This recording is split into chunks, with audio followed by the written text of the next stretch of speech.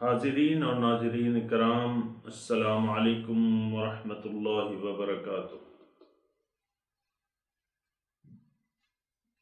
درس قرآن کے سلسلے میں حاضر ہیں۔ سورہ بقرہ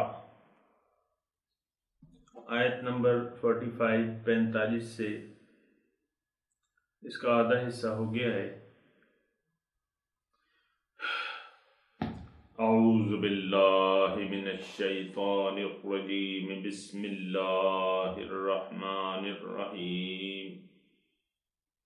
واستعینوا بالصبر والصلاة وإنها لكبيرة إلا على الخاشعين الذين يظنون أنهم ملاقو ربهم وأنهم إليه راجعون۔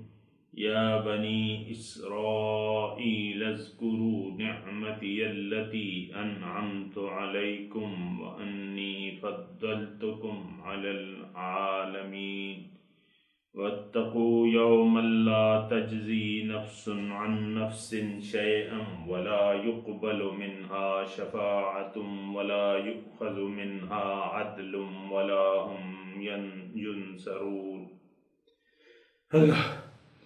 وَاسْتَعِينُوا بِالصَّبْرِ وَالصَّلَاةِ، تم مدد طلب کرو صبر اور نماز کے ذریعے۔ اور یہ نماز بہت بھاری ہے لیکن جھک جانے والوں پر نہیں۔ الَّذِينَ يَظُنُّونَ أَنَّهُمْ مُلَاقُو رَبِّهِمْ، وہ لوگ جن کا یہ یقین ہے کہ وہ اپنے رب سے ملاقات کرنے والے ہیں۔ وَأَنَّهُمْ إِلَيْهِ رَاجِعُونَ، اور وہ اسی کی طرف واپس لوٹنے والے ہیں۔ یا بنی اسرائیل اذکروا نعمتی التی انعمت علیکم، اے بنی اسرائیل یاد کرو میری وہ نعمت جو میں نے تم پہ کی۔ وَأَنِّي فَضَّلْتُكُمْ عَلَى الْعَالَمِينَ، اور میں نے تمہیں فضیلت دی دیگر تمام جہان والوں پہ۔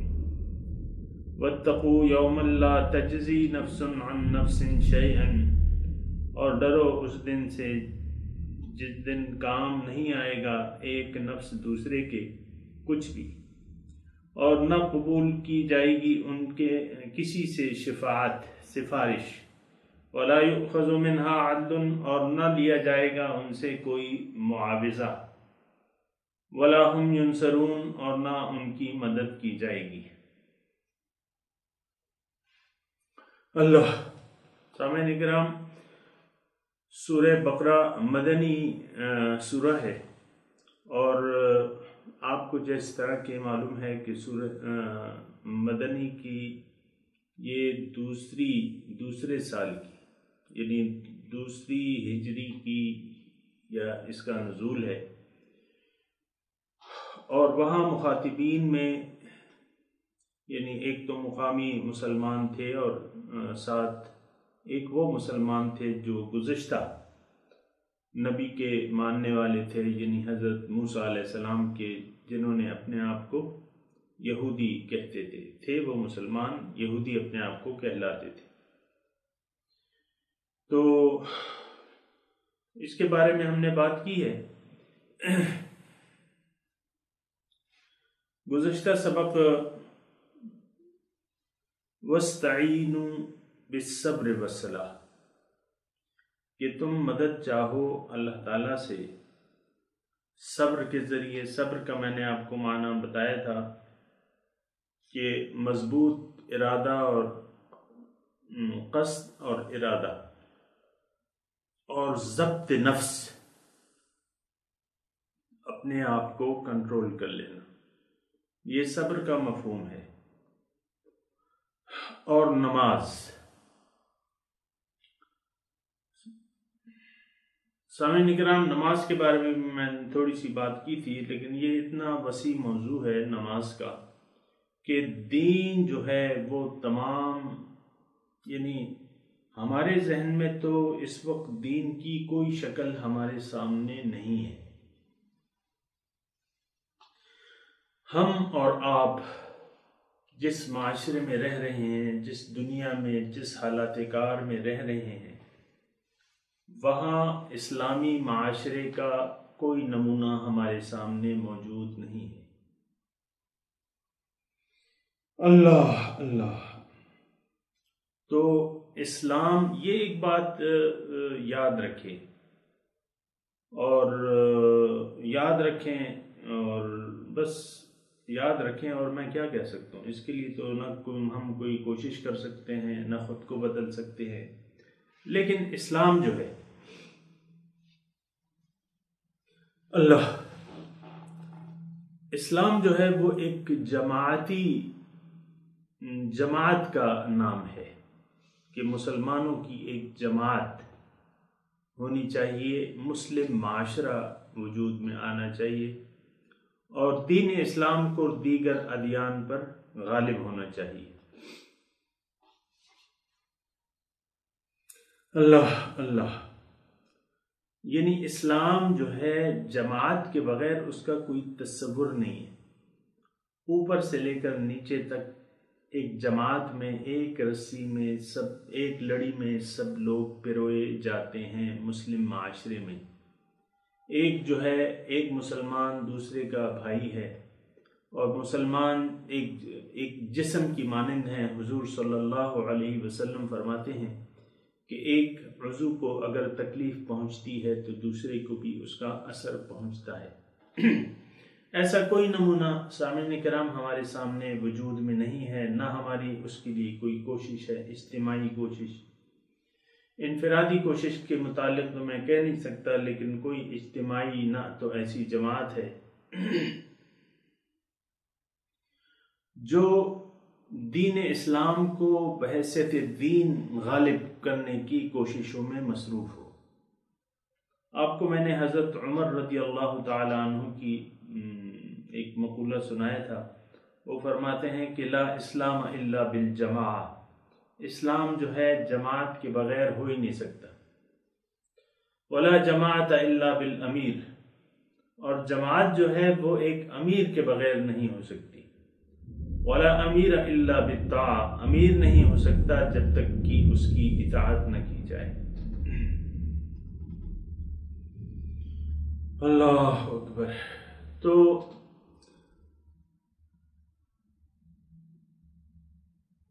بس وہ ایک نام رہ گیا ہے اسلام کا، اور اسلام بحیثیت ایک جماعت، بحیثیت ایک دین، ایک معاشرے میں کہیں بھی روئے زمین پر نہیں ہے۔ من چاہی تعبیرات دین کی ہم کر رہے ہیں، اور اس کے مطابق جو ہے وہ اپنا وقت گزار رہے ہیں۔ نماز جو ہے یہ نیچے سے لے کر اوپر تک مسلمان کو ایک لڑی میں پرو دیتی ہے، جماعت۔ دیکھیں، میں آپ کو ایک بات بتاؤں کہ دو چیزیں ہیں اسلام کی بنیادی، وہ ہے نماز اور زکوٰۃ۔ آپ اکثر دیکھیں نماز کے ساتھ زکوٰۃ کا ہمیشہ اللہ تعالیٰ نے تذکرہ کیا ہے، زکوٰۃ۔ وَمِمَّا رَزَقْنَاهُمْ يُنْفِقُونَ۔ سورہ بقرہ ابھی ہم نے ابتدائی اس کی صورتیں پڑھی ہیں، تو آپ دیکھیں کہ اس میں اللہ تعالیٰ فرماتے ہیں کہ یہ کتاب، اس کے بارے میں کوئی شک نہیں ہے، ہدایت ہے متقین کے لیے۔ پھر متقین کی جو صفات اللہ تعالیٰ نے بیان کی ہیں، تو اس میں سے دو صفات جو ہیں وہ یعنی عملی ہیں، اور باقی صفات اعتقادی ہیں۔ یعنی الذین یؤمنون بالغیب، متقین کون ہیں؟ جو ایمان لاتے ہیں غیب پر۔ پھر والذین یؤمنون بما انزل الیک وما انزل من قبلک وبالآخرۃ ھم یوقنون۔ یہ تین چیزیں جو ہیں یہ اعتقاد سے تعلق رکھتی ہیں، کہ غیب پر ایمان، کتاب پر ایمان، اور آخرت پر ایمان، یہ غیب سے تعلق رکھتی ہیں۔ لیکن دو صفات جو ہیں متقین کی، دو صفات جو ہیں وہ عملی ہیں، اور وہ کیا ہیں؟ یقیمون الصلاۃ ومما رزقناہم ینفقون، کہ وہ نماز کا نظام قائم کرنے والے ہیں۔ اس کے بارے میں نے آپ کو بتایا تھا کہ قائم کرنا کیا ہوتا ہے، نماز ادا کرنا کیا ہوتا ہے، اور مما رزقناہم ینفقون، اور جو کچھ میں نے ان کو دیا ہے اس میں سے خرچ کرتے ہیں۔ سامعین کرام، نماز اور زکوٰۃ اور انفاق فی سبیل اللہ، یہ دو چیزیں ہیں جن سے معاشرہ بنتا ہے، اسلامی معاشرہ بنتا ہے۔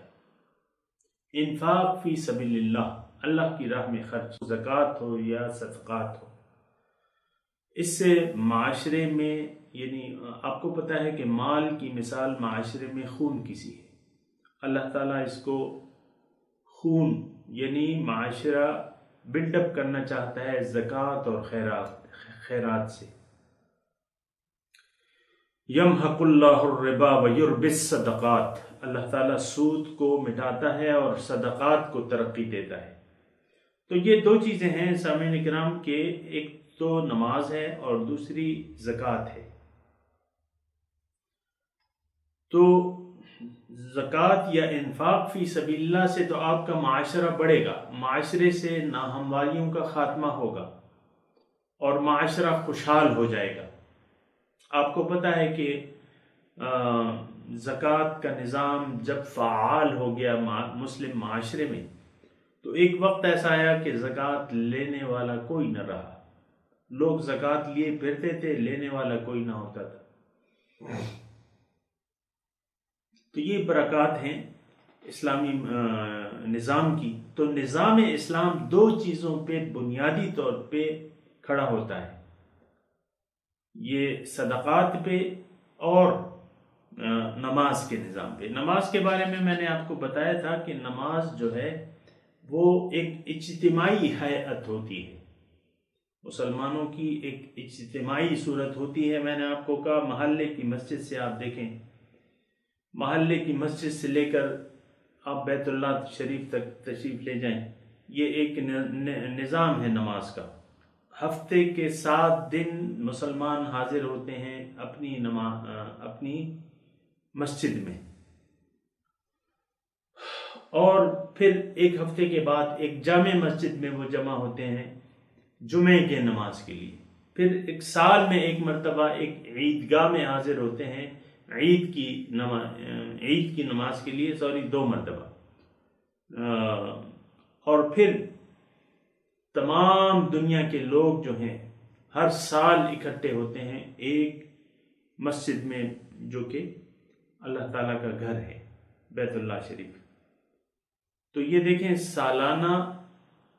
سالانہ ملکی سطح پہ تو 2 اجتماعات ہوتے ہیں، اور پھر آپ دیکھیں کہ حج کا ایک موقع ہوتا ہے، وہاں پہ لوگ اکٹھے ہوتے ہیں، اور تو یہ ایک اجتماعی نظام ہے اسلام کا، نماز جو ہے۔ لیکن اب چونکہ اسلامی معاشرہ اور مسلمان، اسلامی معاشرے کا کہیں وجود نہیں ہے اور مسلمان برائے نام رہ گیا ہے، لیکن اس کا یہ مطلب نہیں کہ ہم انفرادی طور پر اس کے لیے کوششیں ترک کر دیں، یا نماز کی وہ صورت جو ہے وہ ہم ختم کر دیں، اس کا یہ ہرگز مطلب نہیں ہے۔ تو نماز کو ہم نے انفرادی طور پر قائم کرنا ہے، یعنی انفرادی طور پر اس کی اہمیت کم نہیں ہوتی ہے، وہ ہماری ذات کے لیے برابر رہتی ہے، کیونکہ نماز کا اصل مقصد کیا ہے؟ وَأَقِمِ الصَّلَاةَ لِلذِّكْرِ، نماز میری قائم کرو میری یاد کے لیے، تاکہ ہر وقت میں تمہیں یاد رہوں۔ اس کے بارے میں اگر میں مضمون کروں تو ٹائم گزر جائے گا، لیکن آج ہمارا سبق کیا ہے؟ وَإِنَّهَا لَكَبِيرَةٌ إِلَّا عَلَى الْخَاشِعِينَ، یہ نماز، صبر اور نماز، یہ دونوں چیزیں جو ہیں، آپ یہاں دیکھیں، یعنی وہ آ رہا ہے انہا مطلب تثنیہ ہے، یہ دونوں چیزیں صبر اور صلاۃ۔ آپ کو میں نے صبر کی تفصیل کی تھی کہ صبر مضبوط قصد اور ارادہ اور ضبط نفس، یعنی زندگی گزارنے کے متعلق ایک صحیح نصب العین کا ارادہ کر لینا، اور پھر اس کے لیے کوشش کرنا، اور اس کوشش کی راہ میں جو مصیبتیں اور جو تکالیف آپ پہ آتی ہیں اس پر یعنی اس پر صبر کرنا، تکالیف پر صبر کرنا، اور اپنے آپ کو اللہ کی ربوبیت پر ثابت قدم رکھنا، یہ صبر ہے۔ اور صلاۃ جو ہے وہ آپ کو میں نے بتا دیا، یہ دونوں چیزیں جو ہیں لکبیرۃ، یہ بہت بھاری ہیں، یعنی یہ دونوں چیزیں مشکل ہیں، الا علی الخاشعین، لیکن کس پہ مشکل نہیں ہے؟ خشوع کرنے والوں پر، جھک جانے والوں پر، جو اللہ تعالیٰ کے سامنے جھک گئے ہیں، اللہ تعالیٰ کے سامنے جھک گئے ہیں۔ بات یہ ہے سامعین کرام کہ انسان یعنی دنیا میں آیا ہے تو اللہ تعالیٰ نے اس کو اختیار دیا ہوا ہے، اور یعنی یہ کسی حد تک خود مختار ہے، کس سلسلے میں کہ آپ کا جی چاہے تو من چاہی زندگی گزار لیں، اور اگر آپ نے اپنے مقصود یعنی اللہ تعالیٰ تک پہنچنا ہے تو آپ کو پھر جھک جانا ہوگا۔ ایک مقصد کا انتخاب کر کے، یعنی جو کہ اللہ تعالیٰ کی ذات ہے، اس کے سامنے، اس کے احکامات کے سامنے، اس کے دین کے سامنے، اس کی رضا کے سامنے اپنا سر جھکا دینا ہوگا۔ خاشع کی میں آپ کو تفصیل بتا رہا ہوں، خشوع کرنے والے، جھک جانے والے۔ خشوع اب یہ ہے نا کہ ہم بات ایک تو عام معنی ہے، ظاہری معنی ہے خشوع، عاجزی کرنے والے، جھک جانے والے۔ بات یہ ہے کہ وہی میں آپ کو بات بتا دوں نا کہ ہر معاملے میں ہمارا یعنی جو معنی ہم لیتے ہیں وہ محدود معنی لیتے ہیں۔ اصل تو یہاں خشوع، عاجزی، تضرع، جھک جانا، اور جھک جانا کیا ہے؟ انسان جو ہے وہ چاہتا ہے، بل یرید الانسان لیفجر امامہ، انسان یہ چاہتا ہے کہ اسے کھلا چھوڑ دیا جائے، آزاد چھوڑ دیا جائے۔ یہ انسان کی یعنی خواہش ہے، اس کے نفس کی خواہش ہے کہ اس کو آزاد چھوڑ دیا جائے، لیکن اگر انسان عقل سے کام لے، سمجھ سے کام لے، تو اس کو جھک جانا ہوگا۔ فمن اتبع ہدایا فاما یأتینکم منی ھدی، ابھی ہم پڑھ کے آئے ہیں شیطان اور آدم کے واقعے میں۔ اللہ تعالیٰ فرماتا ہے کہ میری طرف سے تمہیں ہدایت آئیں گی، فمن تبع ہدایا فلا خوف علیہم ولا ہم یحزنون، جنہوں نے ان ہدایات کی پیروی کی تو ان پر نہ کوئی خوف ہوگا نہ کوئی غم ہوگا۔ تو یہ سامعین کرام، نماز اور صبر آسان ہے، کس کے لیے؟ جھک جانے والوں کے لیے۔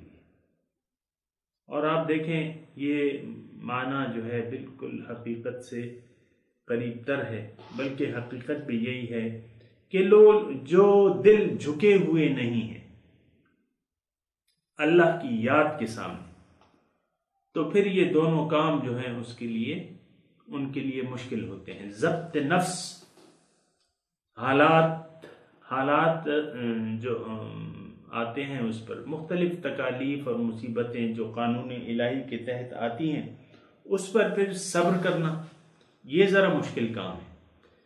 مشکلات میں عام طور پہ یہ دیکھا گیا ہے کہ انسان دونوں حالات میں مشکلات میں یہ یعنی معروضی حالات کو دیکھتا ہے، یہ ہو گیا، یہ ہو گیا، یہ ہو گیا، اللہ پہ اس کی نظر نہیں ہوتی، اور اللہ تعالیٰ کے سامنے یہ نہیں جھکتا۔ اللہ تو خاشعین، یہ نماز، صبر اور نماز آسان ہے کن لوگوں کے لیے؟ جو خشوع اختیار کرنے والے۔ ایک آیت کا مفہوم میں آپ کو بتاؤں کہ اللہ تعالیٰ فرماتا ہے کہ أَلَمْ يَأْنِ لِلَّذِينَ آمَنُوا أَن تَخْشَعَ قُلُوبُهُمْ لِذِكْرِ اللَّهِ، دیکھیں وہی خشوع کے الفاظ ہیں، جھکنے کے الفاظ ہیں۔ کیا نہیں آیا ہے مومنوں پر؟ أَلَمْ يَأْنِ لِلَّذِينَ آمَنُوا، کیا نہیں آیا ہے وہ وقت مومنوں پر کہ ان کے دل جھک جائیں اللہ کی یاد میں، اللہ کی یاد میں جھک جائیں۔ وَمَا نَزَلَ مِنَ الْحَقِّ، اور جو کچھ اللہ تعالیٰ نے حق سے نازل کیا ہے، دین اسلام اور احکامات دین، ان کے سامنے یہ لوگ جھک جائیں، کیا وہ وقت نہیں آیا ہے؟ تو اگر کسی انسان کو ہوش آ جائے اور یہ غفلت کی نیند سے بیدار ہو جائے تو اس کو پھر جھک جانا ہوگا۔ اگر یہ جھک جائے گا تو نماز اور صبر اس کے لیے پھر آسان ہوں گے۔ یعنی اگر یہ ایک ارادہ کر لے گا تو پھر یہ ضبط نفس اور نماز اس کے لیے بہت آسان ہو جائیں گی، بلکہ یہ چیزیں جو ہیں یہ محبوب ہو جائیں گی۔ تکالیف پر صبر کرنا اور نماز کو ضائع نہ کرنا، یہ ان کے لیے جو خاشعین ہیں ان پر یہ دونوں چیزیں جو ہیں وہ آسان ہو جائیں گی۔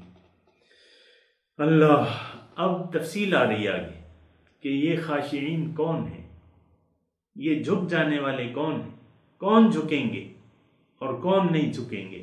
سامعین، بڑا دلچسپ مضمون ہے اگر آپ توجہ کریں۔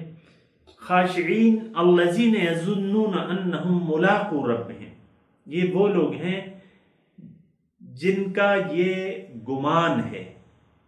گمان سے مراد یہاں یقین ہے، یعنی گمان تو غیر یقینی کیفیت کو کہتے ہیں، نہیں، یہاں مراد گمان سے یقین ہے۔ جن کا یہ یقین ہے، یظنون، جن کا یہ یقین ہے، انہم ملاقو ربہم، کہ وہ اپنے رب سے ملاقات کرنے والے ہیں۔ اللہ اکبر! اللہ تعالیٰ سے ملاقات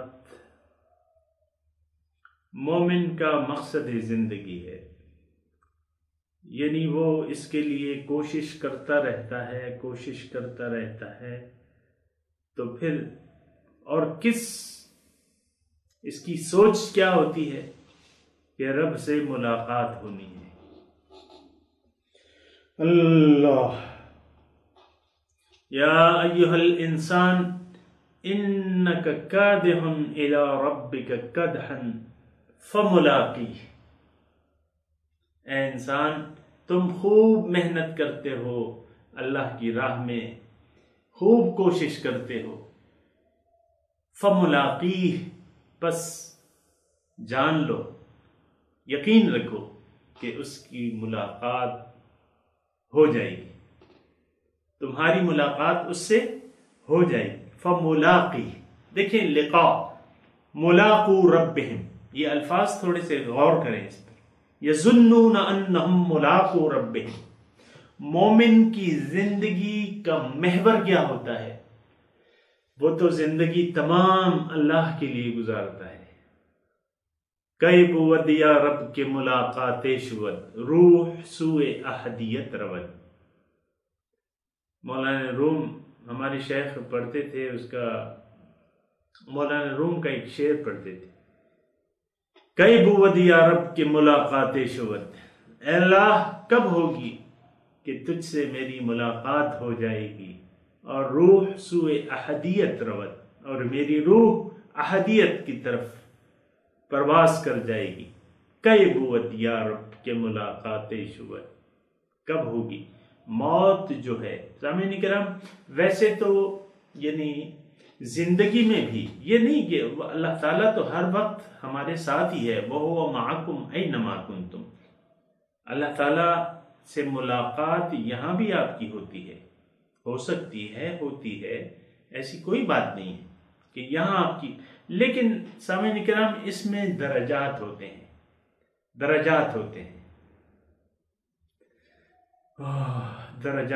ہیں اس میں، تو بہت یعنی اللہ تعالیٰ، حدیث کا مفہوم ہے کہ اللہ تعالیٰ کی طرف 70,000 پردے ظلمت کے ہیں، پھر 70,000 پردے جو ہیں وہ نور کے ہیں۔ تو جب آپ اللہ تعالیٰ کی طرف سفر شروع کرتے ہیں تو یہ تو ایک ایسا سفر ہے جو کہ آپ تاریکی سے نور کی طرف کرتے ہیں۔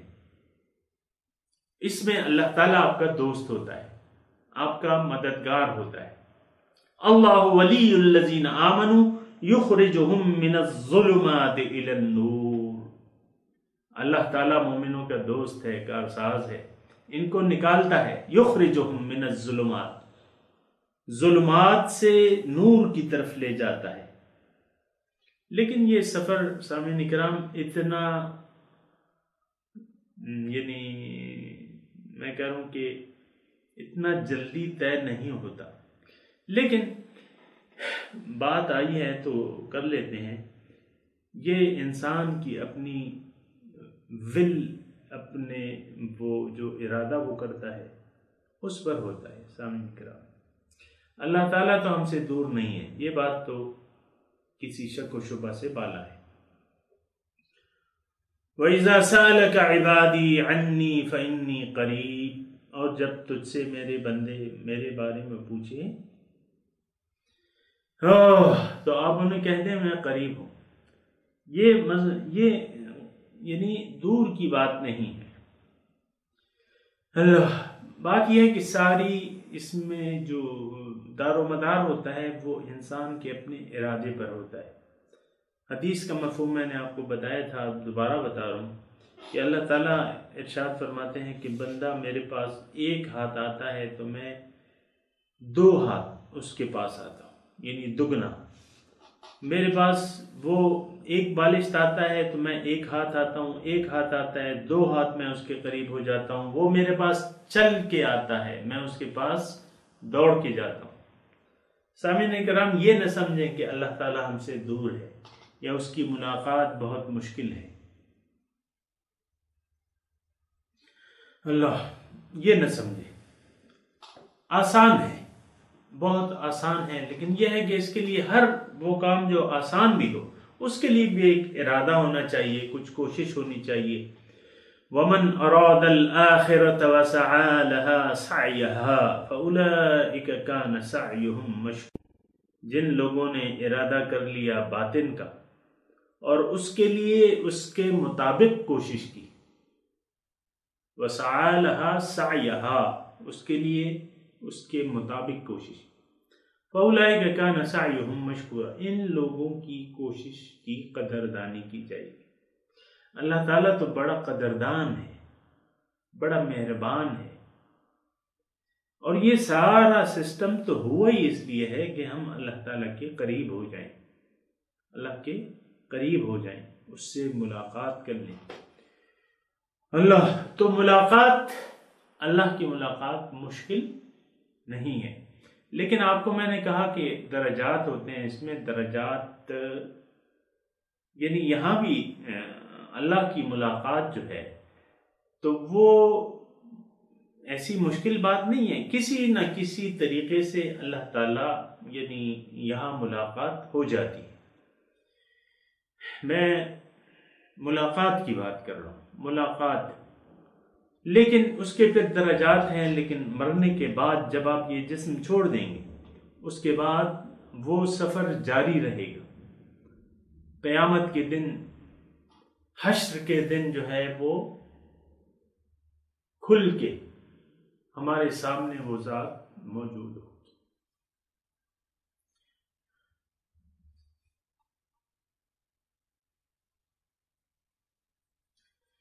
انہم ملاقو ربہم،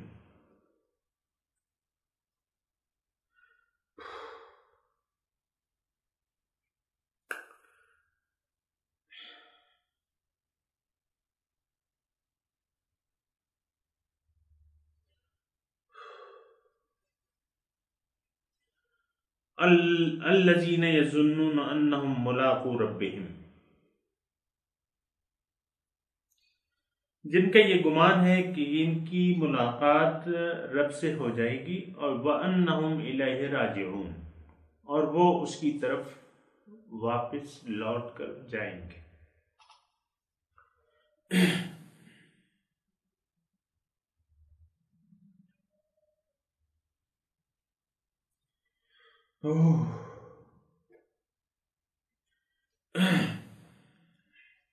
اب یہاں تذکرہ ہوتا ہے یا بنی اسرائیل، اے بنی اسرائیل، اذکروا نعمتی التی انعمت علیکم.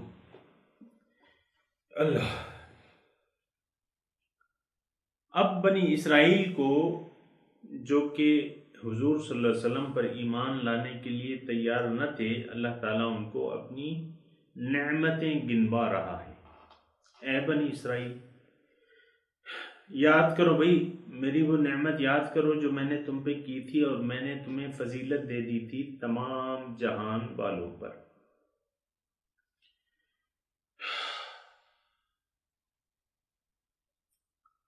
ابھی سامعین کرام ایک دو احادیث ہیں، وہ میں چاہتا ہوں کہ آپ کے سامنے ان کا تذکرہ کر لوں، پھر وقت ملے تو ہم مزید آگے بڑھیں گے۔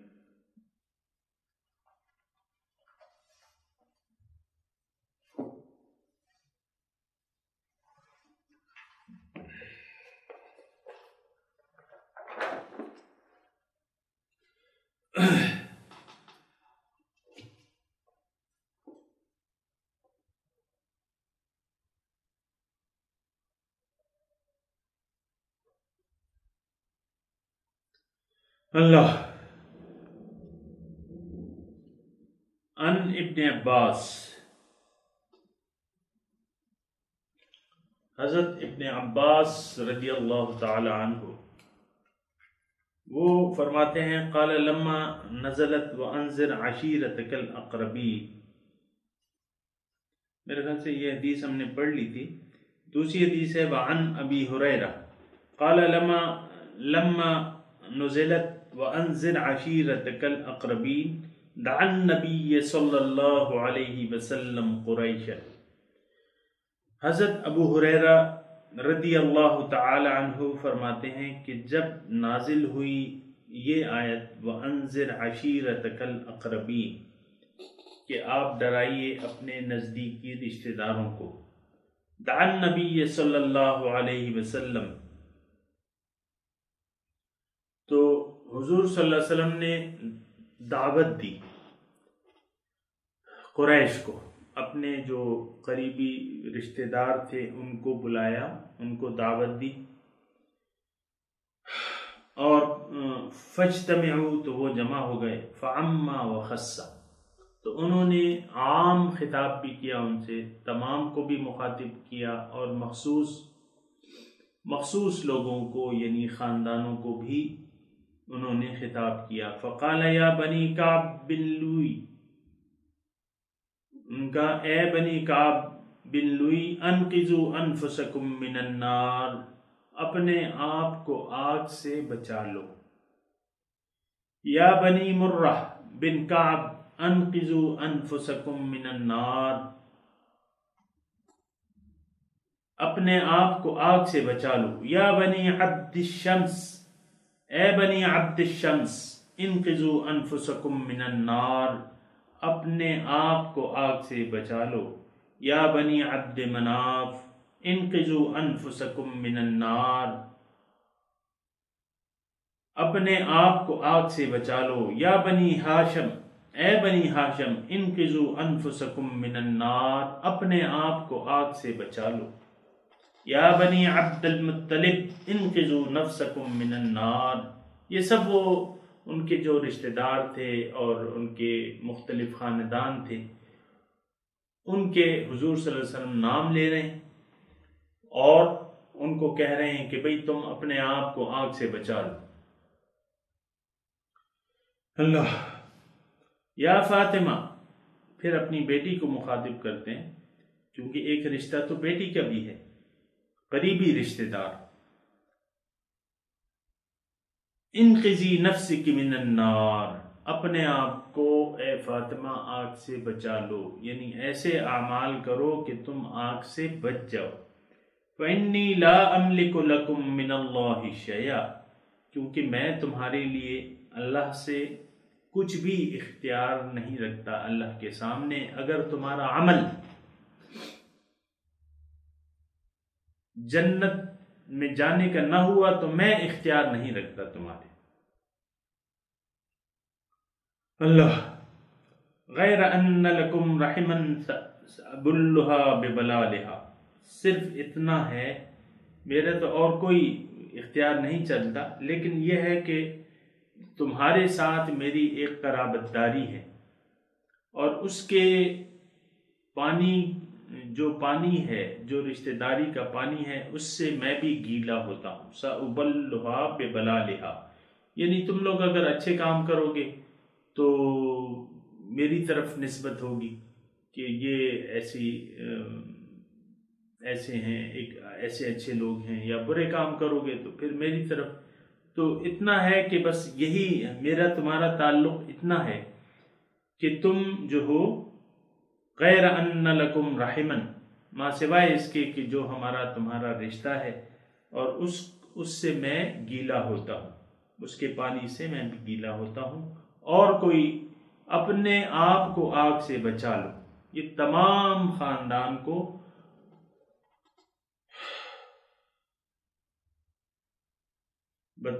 بچا لو. اور تھوڑے سے حدیث کے الفاظ اور بھی ہیں. دوسری روایت میں ہے یا معاشر قریش اشتروا انفسکم، اے معاشر قریش خرید لو اپنے آپ کو بیچ دو.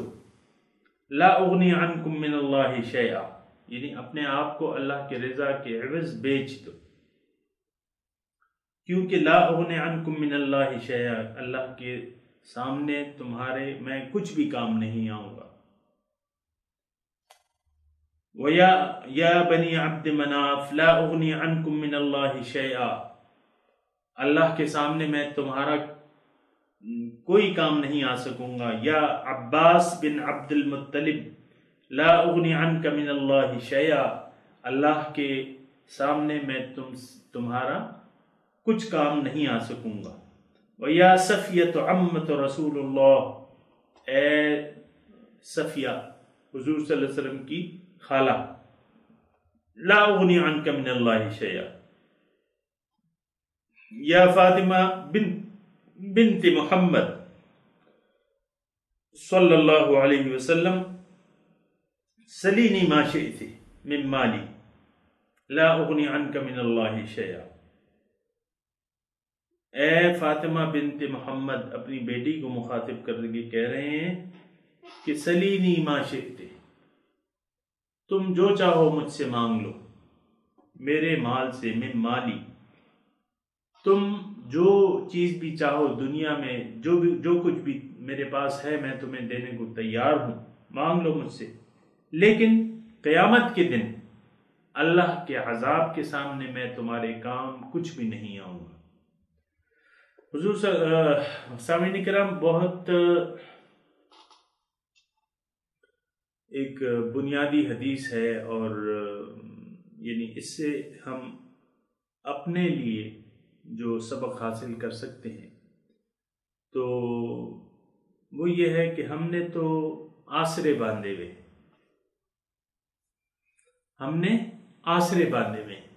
عام جس معاشرے میں اور آپ رہ رہے ہیں تو اس میں یہ ایک عام تصور ہے کہ بھئی ہم نے تو کلمہ پڑھا ہوا ہے، حضور کا کلمہ پڑھا ہوا ہے، اور ہم مسلمان ہیں، عمل چاہے کریں یا نہ کریں حضور صلی اللہ علیہ وسلم ہماری شفاعت کریں گے، اور چند دن اگر دوزخ میں رہ بھی لیں تو آخر کار ہم جنت میں جائیں گے. یہ ایک عام ایک فحش غلط تصور ہے. یہ حدیث آپ دیکھیں کہ اس میں حضور صلی اللہ علیہ وسلم ایک ایک کا نام لے کے کہہ رہے ہیں. اگر آپ یہ کہیں، اگر کوئی یہ کہے کہ اس میں تو مشرکین مخاطب ہیں، یعنی حضور صلی اللہ علیہ وسلم کے مخاطبین اس حدیث میں مشرکین ہیں، اگر کوئی یہ کہے تو وہ غلط کہے گا، کیونکہ اس میں حضور صلی اللہ علیہ وسلم کی چہیتی بیٹی بھی ہے، حضرت فاطمہ رضی اللہ تعالیٰ عنہ، تو وہ تو مسلمان تھی.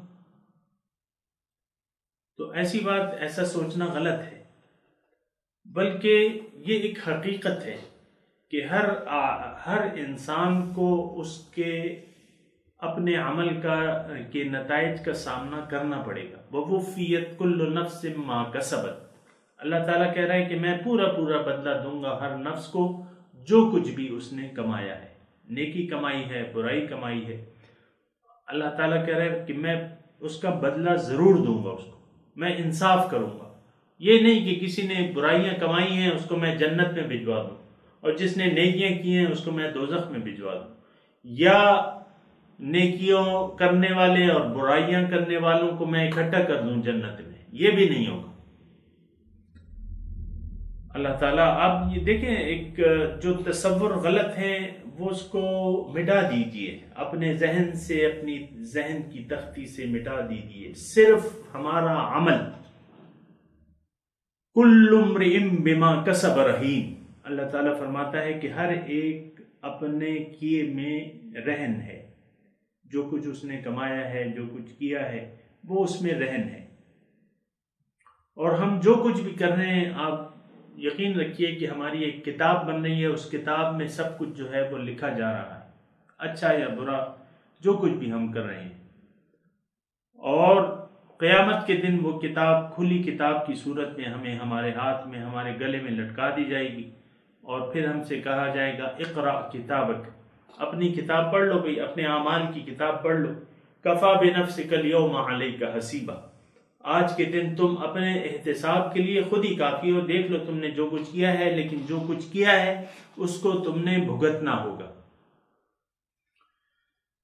فَمَنْ يَعْمَلْ مِثْقَالَ ذَرَّةٍ خَيْرًا يَرَى وَمَنْ يَعْمَلْ مِثْقَالَ ذَرَّةٍ شَرًّا يَرَى۔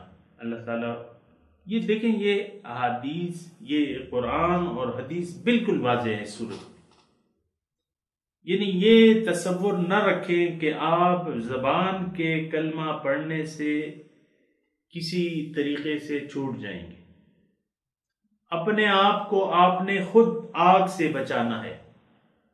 اس حدیث کے حدیث میں یہ الفاظ کتنی بار استعمال ہوئے؟ ہر خاندان کو حضور صلی اللہ علیہ وسلم نے اس حدیث میں مخاطب کیا ہے کہ اپنے آپ کو آگ سے بچا لو، اپنے آپ کو آگ سے بچا لو۔ تو ہم اور آپ کون سی کیا چیز ہیں جو ہم پہ یہ حدیث لاگو نہیں ہوتی؟ کیا ہمیں اپنے آپ کو آگ سے نہیں بچانا چاہیے؟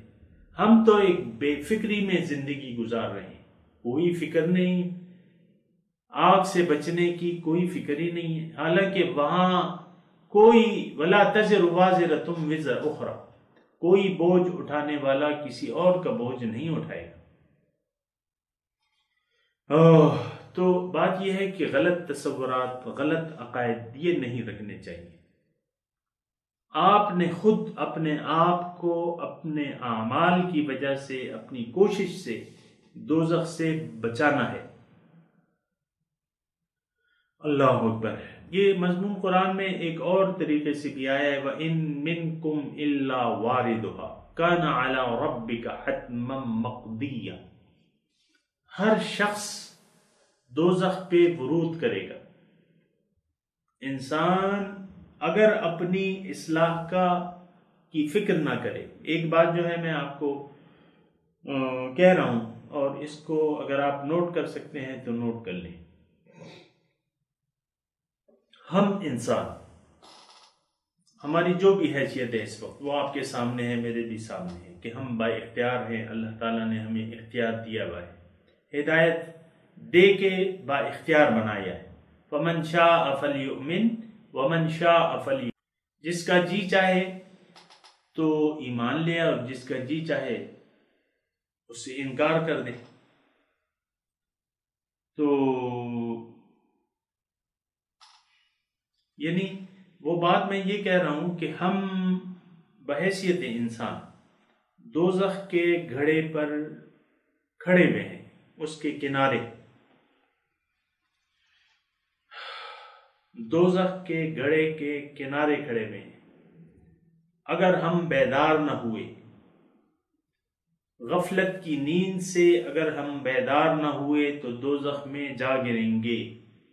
اگر ہم نے اپنی آنکھیں نہ کھولی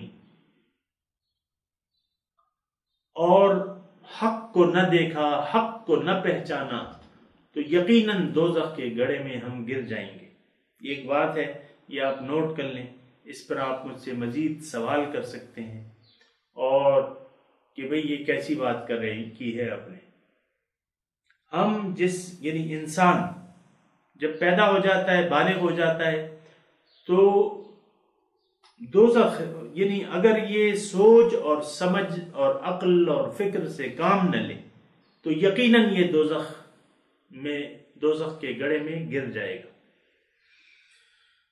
لیکن اگر اس نے پیغمبر کی آواز سن لی اور اس پر لبیک کہا، اللہ تعالیٰ کی دعوت کو سنا، اس پر لبیک کہا اور اپنا رخ بدل دیا، اور رخ دوزخ، یہ بات بڑی بہت واضح ہے۔ ہم لوگ اگر خواہشات نفس پر کے مطابق زندگی گزارتے رہے تو یقین جانیے کہ دوزخ ہمارا آخری ٹھکانہ ہے، کیونکہ انسان جو ہے وہ تو من چاہی زندگی گزارنا چاہتا ہے اور اپنی اصلاح نہیں چاہتا۔ ہر ایک کہتا ہے کہ بس میں تو ٹھیک ٹھاک ہوں، مجھ میں کیا خرابی، کس کو میں نے دکھ دیا ہے، کس کا مال کھایا ہے۔ ایسی بات نہیں، انسان قابل اصلاح ہے۔ اگر اس کو ایک پکارنے والا پکار رہا ہے، سمعنا منادیا ینادی للایمان ان آمنوا بربکم فآمنا، اے اللہ تعالی ہم نے تو سن لیا ایک منادی کی آواز کو، ینادی للایمان، جو ایمان کی طرف ہمیں پکار رہا تھا، فآمنا، ہم اس پر ایمان لے آئے اور اس کے کہنے کے مطابق اپنا رخ زندگی کا تبدیل کر لیا، اور یہ کہا کہ انی وجہت وجہی للذی فطر السماوات والارض حنیفا وما انا من المشرکین، میں نے تو اپنا رخ پھیر لیا ہے اس ذات کی طرف جس نے زمین اور آسمان پیدا کیے ہیں، اور میں حنیف ہوں، اب میں یکسو ہوں، میرا ایک ہی راستہ ہے، میرا ایک ہی منزل ہے، حنیف، وما انا من المشرکین، اور میں مشرکوں میں سے نہیں ہوں۔ دو مقاصد نہیں ہیں، ایک مقصود ہے میرا، کون؟ اللہ، اللہ۔ تو انسان، دوبارہ میں وہ بات جو آپ کو نوٹ کرنے کے لیے کہہ رہا ہوں وہ یہ ہے کہ ہم انسان، کان کھول کے سن لیں، انسان کھڑا ہوا ہے دوزخ کے کنارے پر، اگر اس نے کسی کی بات نہ سنی، عقل سے کام نہ لیا، تو یہ دوزخ میں جا گرے گا، کیونکہ یہ ذمہ دار ہے، اس کو ذمہ دار اس بات کا ہے کہ اس نے سننا ہے، کسی پکارنے والے کی پکار کا جواب دینا ہے اس نے، اگر وہ پکار کا جواب نہ دیا لازمی وہ دوزخ کی آگ میں جلے گا۔ یہ بات جو ہے، اب اس حدیث میں کیا ہے دیکھیں، اب میری اس بات کے تناظر میں آپ اس حدیث کا مطالعہ کریں کہ حضور صلی اللہ علیہ وسلم کو جب پہلی وحی آتی ہے کہ وَأَنذِرْ عَشِيرَتَكَ الْأَقْرَبِينَ، کہ اپنے نزدیکی رشتہ داروں کو ڈراؤ، تو ڈرانا تو جب ہوتا ہے جب کہ ایک خطرہ موجود ہو، جب خطرہ ہی نہیں ہو تو کس چیز سے ڈرانا؟ تو خطرہ تو ہے، جیسا کہ میں نے آپ کو بتایا کہ بھئی دیکھو خبردار، دوزخ میں ہم سب گرنے والے ہیں۔ حضور صلی اللہ علیہ وسلم نے اپنے خاندان کو جمع کیا، ایک ایک کا نام لیا، فعما وخصا، عام مخاطب کیا اور ایک ایک کو مخاطب کیا، اور کیا کہا؟ انقذوا انفسکم من النار، اپنے آپ کو آگ سے بچا لو۔ یا بنی کعب بن لوئی انقذوا انفسکم من النار، یا بنی مر بن کعب انقذوا انفسکم من النار، یا بنی عبد الشمس انقذوا انفسکم من النار، یا بنی عبد مناف انقذوا انفسکم من النار۔ اللہ،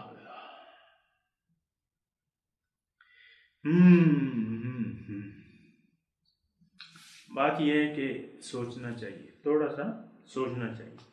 پھر دیکھیں فاطمہ رضی اللہ تعالی عنہ، ان سے کیا کہہ رہے ہیں؟ اب یا تو یہ ایک مذاق کر رہے ہیں ان سے،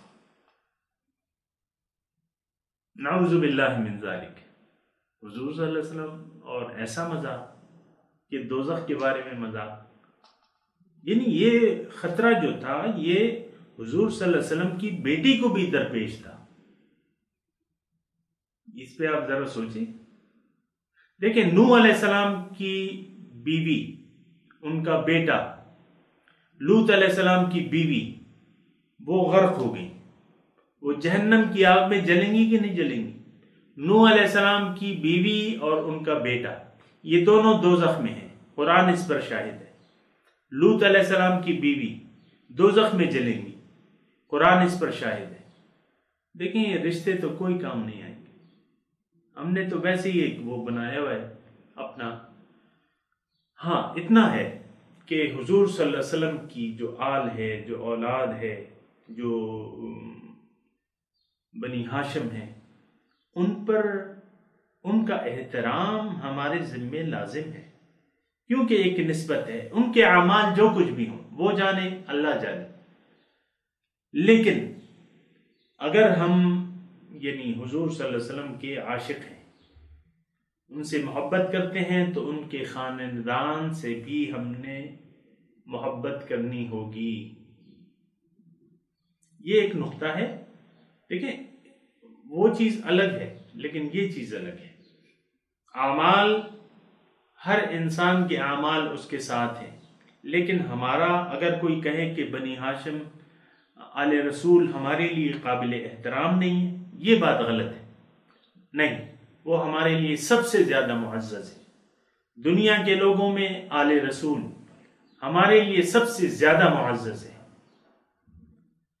تو وہ ایک الگ چیز ہے۔ لیکن یہ بات جو ہے جو حضور صلی اللہ علیہ وسلم ارشاد فرما رہے ہیں، اس پر ذرا سوچنا چاہیے کہ وہ اپنی بیٹی کو مخاطب، یعنی ہم نے تو اس پر تکیہ کیا ہے۔